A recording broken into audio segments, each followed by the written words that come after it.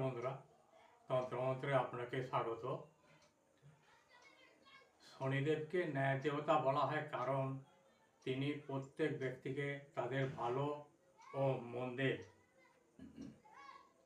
ফল প্রদান করেন, যা কর্মফল নামে পরিচিত।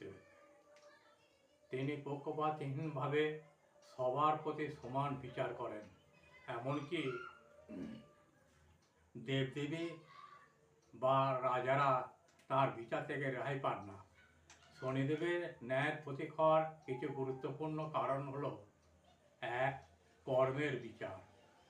শনিদেব হলেন কর্মের সর্বোচ্চ বিচারক, যাকে ন্যায় ধর্মাধিকারী বলা হয়।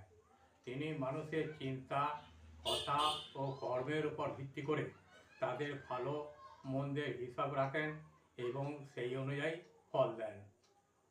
2. কঠোর কিন্তু সৎ বিচারক। শনিদেবকে কঠোর এবং ন্যায়ের পথে অবিচল একজন বিচারক হিসাবে বিবেচনা করা হয়। যারা খারাপ কাজ করে তাদের তিনি শাস্তি দেন এবং যারা সৎ পথে চলে তাদের পুরস্কৃত করেন। এই শাস্তি বা পুরস্কার কোনো ব্যক্তি বিশেষের প্রতি পক্ষপাতিত্বের জন্য নয়, বরং তাদের কর্মের ফল মাত্র। মহাজাগতিক নিয়মের প্রতি আনুগত্য। 3. পৌরাণিক কাহিনী অনুসারে শনিদেব স্বয়ং ভগবান রাম এবং রাজা হরিশ্চন্দ্রের মতো মহান ব্যক্তিদেরও কঠোর পরীক্ষার মধ্য দিয়ে নিয়ে গিয়েছিলেন, যা মহাজাগতিক নিয়মের প্রতি তাঁর নিরঙ্কুশ আনুগত্যের দৃষ্টান্ত স্থাপন করে। কঠোরতার মাধ্যমে শিক্ষা।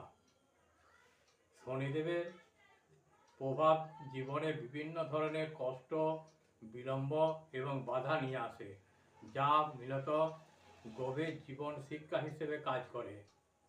এই অভিজ্ঞতাগুলো হলো মানুষকে ধৈর্য, শৃঙ্খলা, নম্রতা, দায়িত্ববোধ এবং কঠোর পরিশ্রমের গুরুত্ব শেখায়। 5. শাস্তি নয়, ভারসাম্য। শনিদেব কেবল শাস্তি দেন না, বরং কর্মের ভারসাম্য রক্ষা করেন।